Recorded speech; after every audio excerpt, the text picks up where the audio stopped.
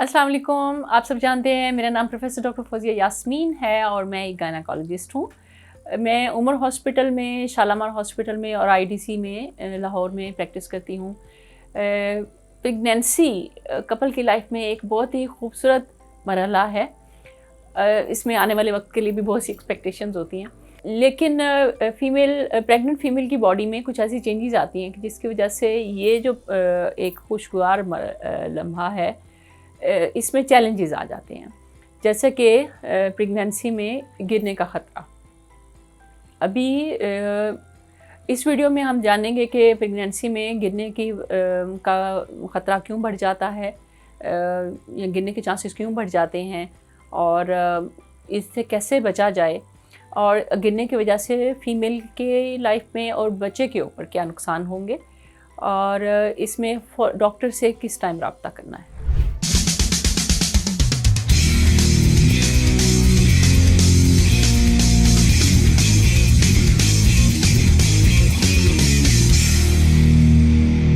आज की वीडियो में हम जानेंगे कि प्रेगनेंसी में अगर कोई फीमेल गिर जाती है तो उसकी वजह से प्रेगनेंसी में क्या कॉम्प्लिकेशन हो सकती हैं और इनसे कैसे बचा जा सकता है। प्रेगनेंसी में गिरने का ख़तरा क्यों बढ़ जाता है?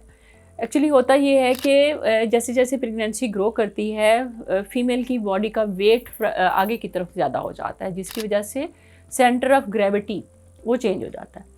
और इसके अलावा उसकी बॉडी में कुछ हार्मोनल चेंजेस होती हैं। एक हार्मोन है रिलैक्सिन का काम, जैसे कि इसके नाम से ज़ाहिर है, ये जॉइंट्स को थोड़ा सा रिलैक्स करता है, जिसकी वजह से लेबर का प्रोसेस स्मूथ हो जाता है। इस हार्मोन की वजह से जिस्म फीमेल की बॉडी के जो जोड़ या पट्टे हैं वो थोड़े कमज़ोर हो जाते हैं। ये भी एक वजह बनती है गिरने के चांस ज़्यादा होने का। इसके अलावा बॉडी रोज़मर्रा की ज़िंदगी के काम काज और इन सब चीज़ों की वजह से जिस्म कमज़ोर हो जाता है, पट्टे कमज़ोर हो जाते हैं, चलने फिरने में तकलीफ़ होती है। इसके अलावा अगर फ़ीमेल फ़ौरन से अपनी बॉडी का पोस्चर चेंज करती है, लाइक अगर बैठी हुई हैं तो फ़ौरन से अगर अचानक से खड़ी हो जाती हैं, या लेटे हुए अचानक से खड़ी हों, तब भी ब्लड प्रेशर में चेंजेस आती हैं, तो चक्कर आने की सूरत में गिर सकती हैं।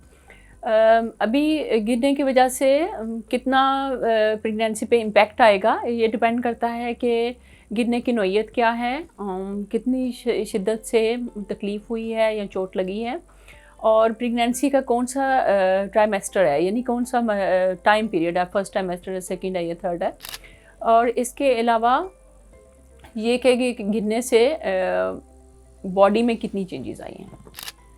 तो इसमें सबसे पहले देख लेते हैं कि अगर तो फर्स्ट ट्राइमेस्टर में शुरू का स्टार्ट का टाइम पीरियड है, उसमें अगर स्लिप हो गई हैं या गिर गई हैं, तो उसमें देखा गया कि ज़्यादा बुरा असर नहीं होता, प्रेगनेंसी महफूज रहती है, क्योंकि बच्चे के गिर्द एमनियोटिक फ्लूइड हम बोलते हैं, बच्चे के गिर्द पानी होता है काफ़ी ज़्यादा, और जो कि उसको प्रोटेक्ट रखता है, और इसके अलावा यूट्रस भी की वॉल भी थिक होती है, तो ज़्यादा देखा गया कि ज़्यादा नुकसान नहीं होता।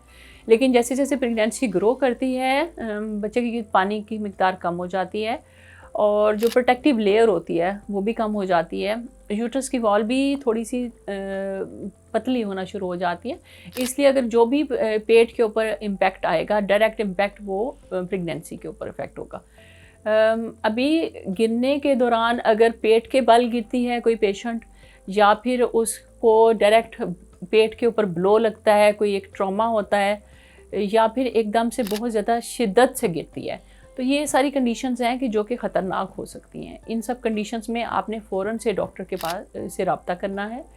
इसके अलावा अगर चोट लगने के बाद एकदम से पेट के निचले हिस्से में या पूरे पेट में शदीद दर्द का एहसास हो, या खिंचाव महसूस हो, वजाइना से एकदम से ब्लीडिंग हो, या फिर पानी, क्लियर पानी जैसे कि एमनियोटिक फ्लूइड हम बोलते हैं, या कोई वजाइनल डिस्चार्ज बहुत ज़्यादा हो, बच्चे की हरकत में कमी हो जाए या बिल्कुल बंद हो जाए, या इसके अलावा फ़ीमेल को चक्कर आना शुरू हो जाएं, या बहुत ज़्यादा वॉमिटिंग हो, तो ये सारी ऐसी ख़तरनाक कंडीशंस हैं, तो इसमें अपने डॉक्टर से फ़ौरन रब्ता करें। अब इसमें कैसे बचाव किया जाए, इसमें कुछ एहतियाती तदाबीर हैं, अगर रोज़मर्रा ज़िंदगी में ये अडॉप्ट कर ली जाएँ तो इस तरह की कॉम्प्लिकेशन से बचा जा सकता है। जैसे कि आप हील वाले जूते नहीं पहने, अपना बॉडी पोस्चर क्योंकि चेंज हो रहा है, उसी हिसाब से अपनी बॉडी को एडजस्ट करें, अलाइन रखें, फ्लैट कंफर्टेबल शूज़ पहनें, گیلی جگہ پہ چلنے سے پرہیز کریں. سیڑھیاں چڑھتے ہوئے یا اترتے ہوئے آپ سائڈ ریلنگ کا استعمال کریں. اور اس کے علاوہ اپنے جوائنٹس کو اپنی باڈی کو سمجھیں, باڈی کے علام کو سمجھیں. جہاں پہ آپ کو پین ہو رہی ہے یا مسل آپ کو لگتا ہے کمزور ہو رہے ہیں یا ویٹ بیئرنگ میں پرابلم ہو رہی ہے تو اپنے ڈاکٹر سے ضرور ڈسکس کریں.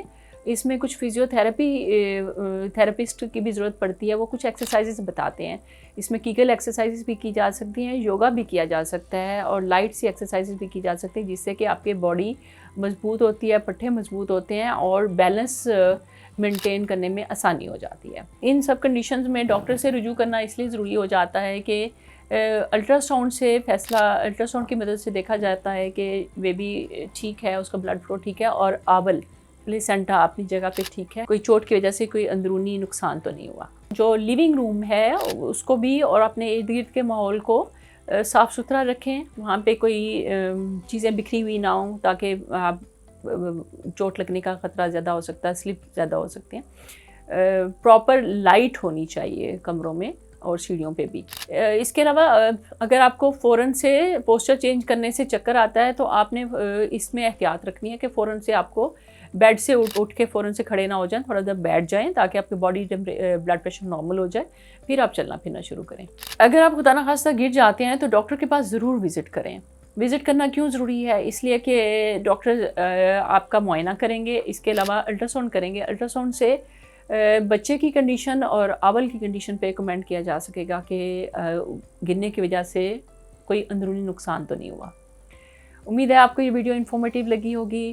انفارمیشن شیئر کریں تاکہ زیادہ سے زیادہ لوگوں کو فائدہ ہو.